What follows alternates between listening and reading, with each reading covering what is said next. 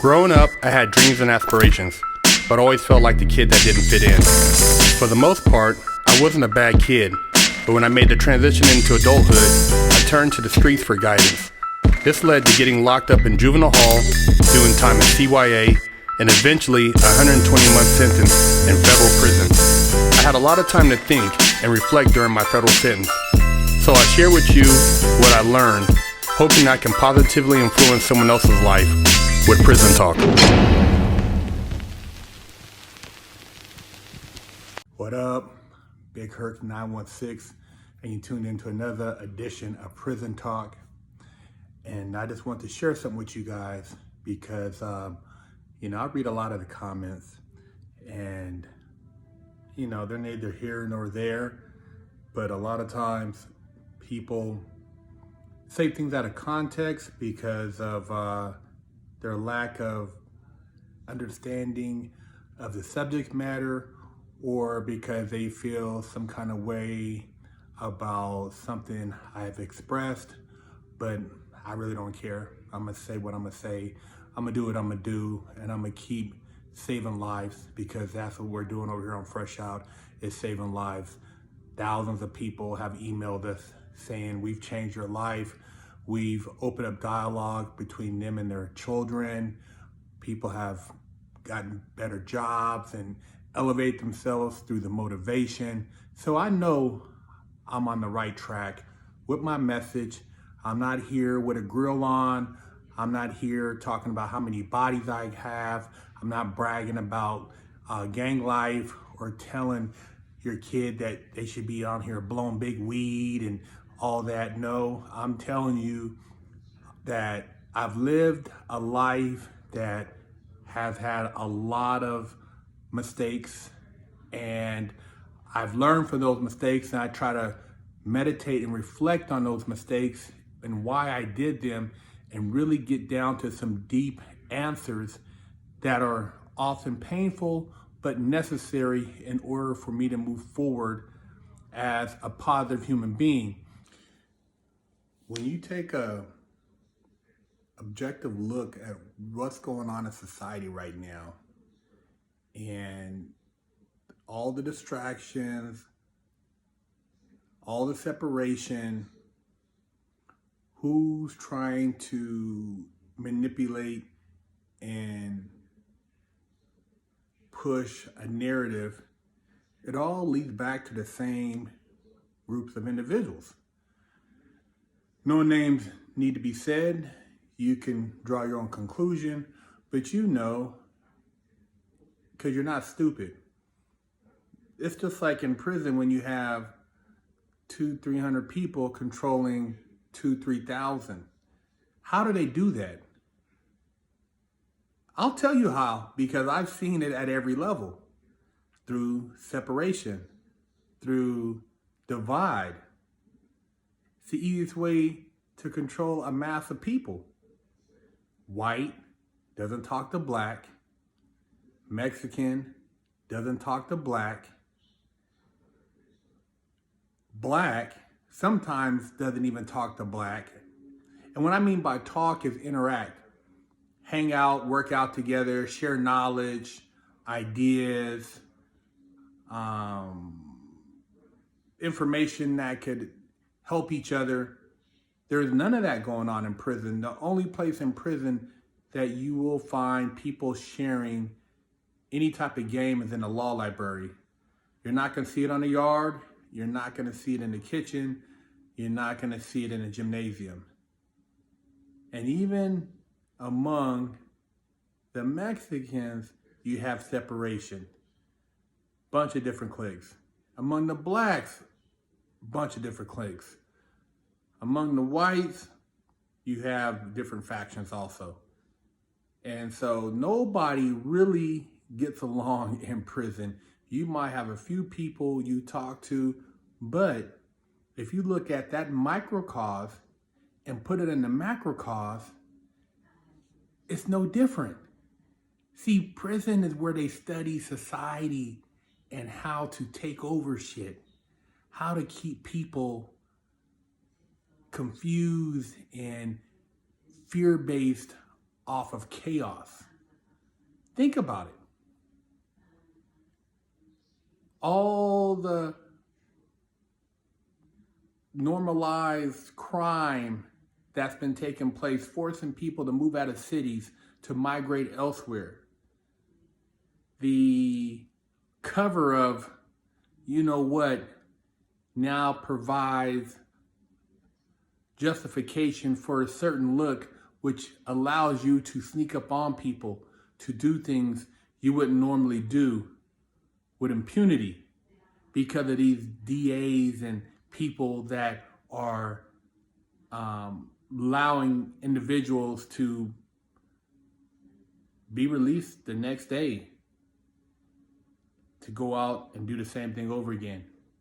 And some people might look and say, well, you were out there doing stuff. You were involved in crime. I'm not involved in crime anymore. I don't want to have to worry about looking over my shoulder when I'm out shopping with my wife or out with friends. And nobody wants to live in a society that doesn't have any order. Businesses can't make money. People can't enjoy themselves. And the individuals who think they're profiting during these times of chaos, when the hammer comes down,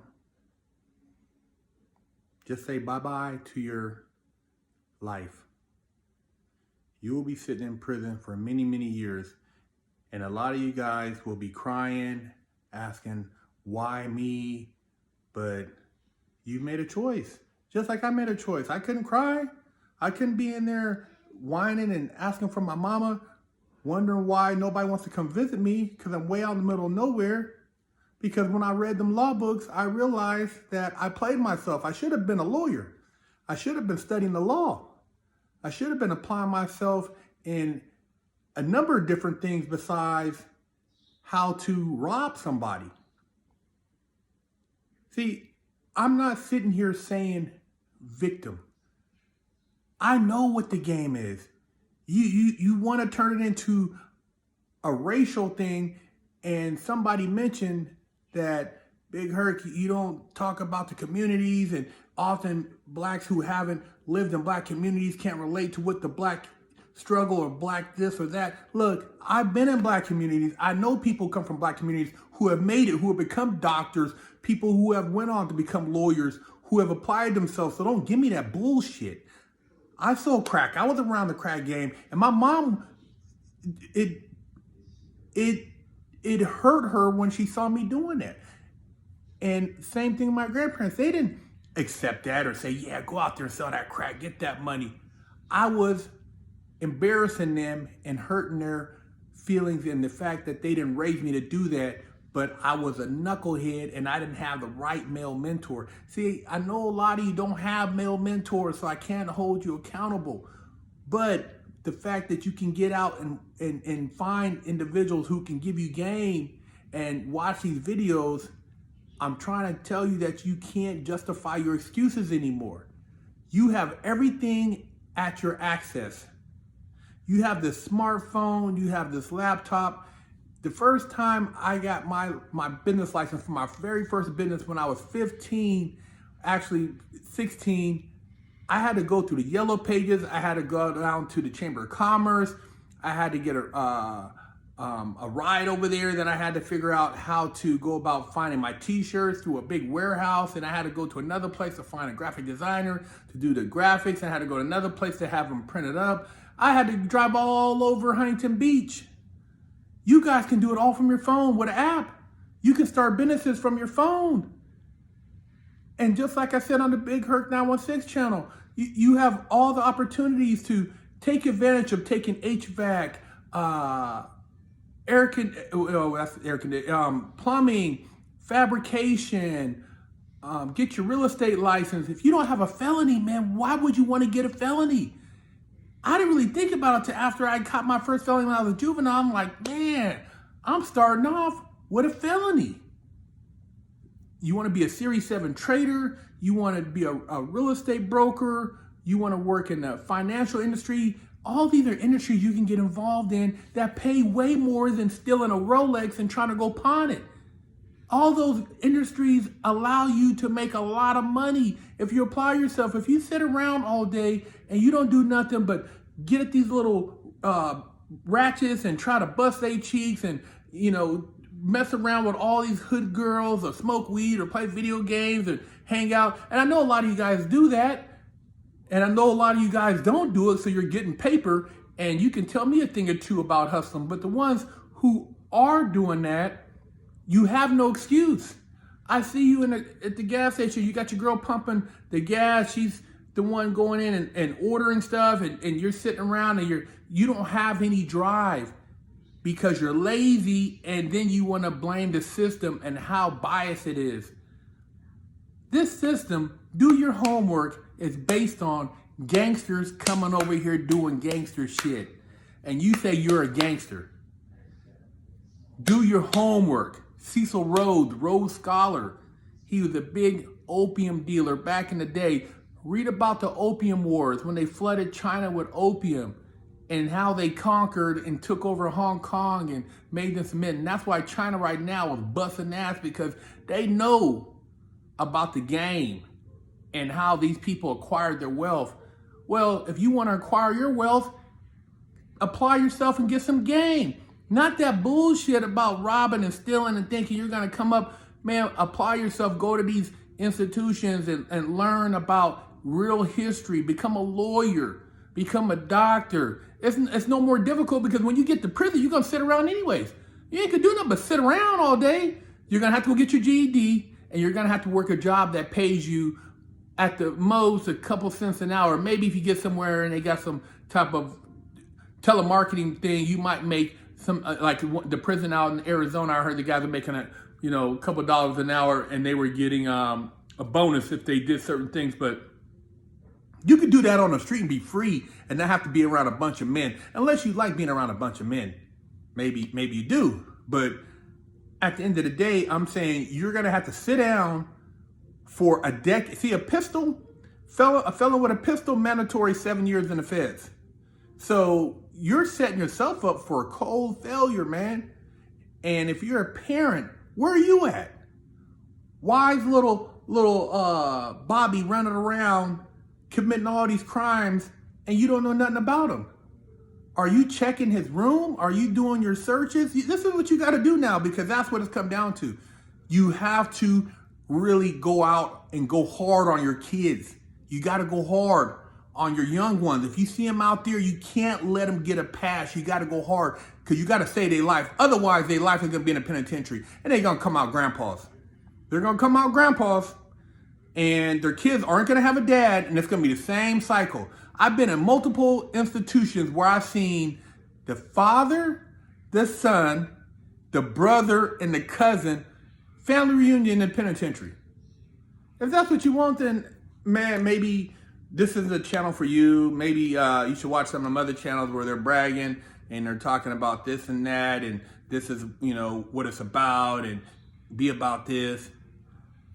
To me, our culture is bigger. It ain't about hanging out somewhere where you got to worry about somebody robbing you, or you talking about blowing somebody's box out, or putting somebody's lights out, or catching a body. That's not culture. That's not necessarily what our culture represents. Our culture represents the first open heart surgeon, the stoplight, the inventor, the guy Benjamin Banneker, who designed Washington, D.C., the guy who designed the gas mask, numerous other inventors that came up with all types of things that you probably never researched. There's a bunch of books out there. I off the top of my head, those are just some of the things I mentioned, but that's our culture. A lot of intelligent people. Do your homework. It's right on Google. You can look up some of the ancient civilizations, even in Africa, if you want to go back even that far, and how they had running water, how they had cities with lights and irrigation and plumbing, and how they had markets that were thriving, and how these people were actually very business orientated. But you have to have structure. You can't have everybody just run and rob and steal. You can't survive. It's not sustainable. It's not sustainable. and I'm an ex-criminal. I'm telling you, it's not sustainable, man. Now, even in prison, you steal from in prison, you're gonna get poked. You're gonna get poked with a poker. Somebody gonna stab you, man. Somebody gonna prison thieves. You think you still in prison, you will get the brakes beat off of you or get poked. That's it. It's no talking about it. You're dealing with a whole nother level of savagery.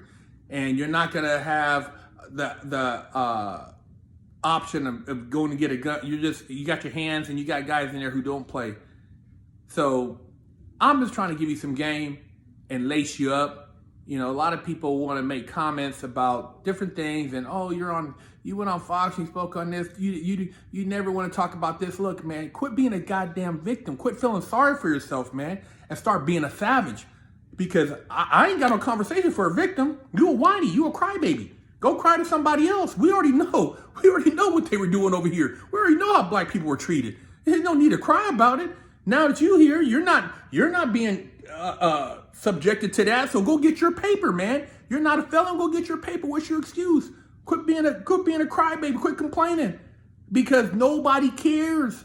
At the end of the day, all they have is a cage for you. If you wanna go cry somewhere and think that they have a pity once you done stole these people's stuff, and somebody said, well, nobody cares until it goes to the rich neighborhood. Poor people care too. They don't want it going on in their neighborhood. Of course they care. But what does the media project? They don't talk about the stuff that happens in the hood, but when it comes to something else that could create tension and more chaos, then they're gonna follow the narrative. They pick and choose what narrative. There's stuff going on right now that they don't talk about. All the killings in Chicago, do they talk about it? The robberies in Oakland, are they talking about it? The robberies going on in certain parts of certain cities, are they talking about it? No, because it doesn't serve the narrative. They pick and choose the narrative. If you don't see that, if you don't see what's being manipulated, just like how they manipulated in prison, create something, lock them down, take away something, bring them back out, keep them at it. That's the same thing they're doing on the street, man. It's deja vu what they're doing out here. It's the same stuff they do in prison. I'm telling you from prison. I don't need to go look at statistics and that. I've seen it in prisons.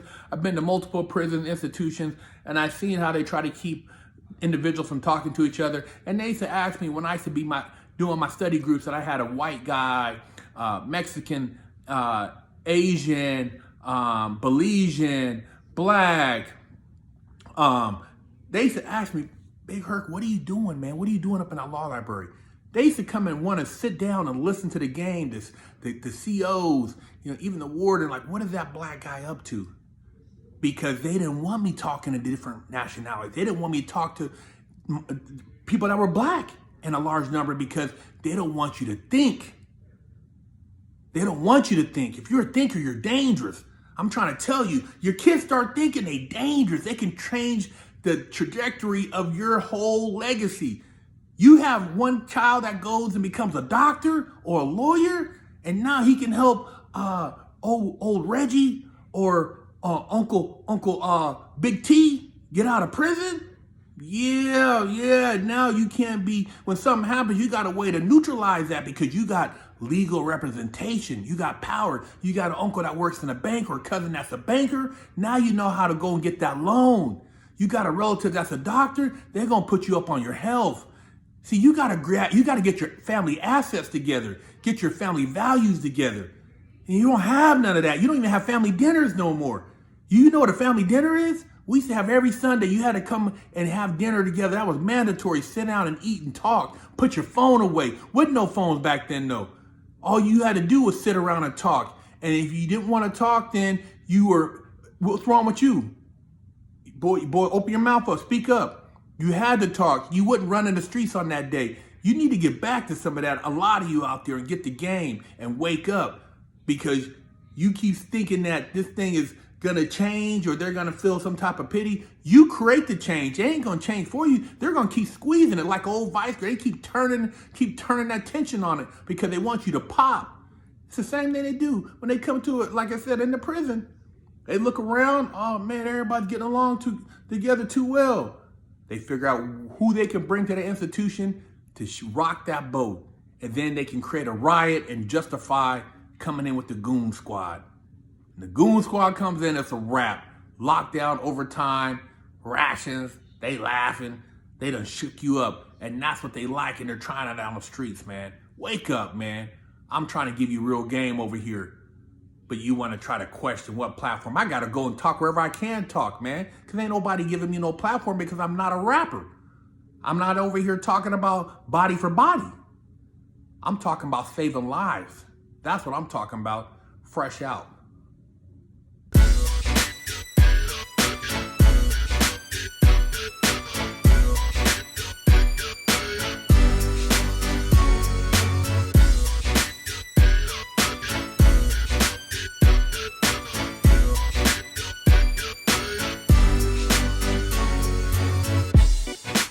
Lockdown's over.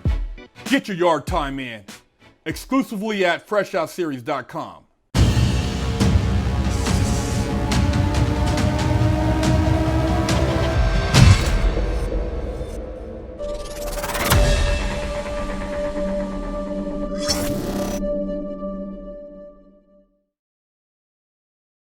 I'm Big Herc, and I have over a decade of experience in the prison system.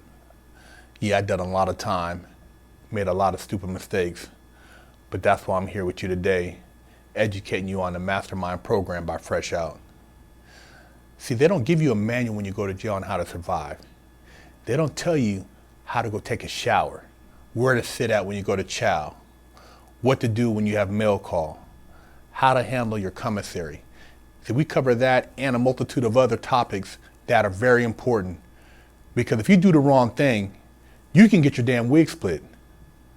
We have over 100 million views as of date on our YouTube channel, but we've put and condensed all this knowledge into this Mastermind program so that you can provide your client with a winning chance.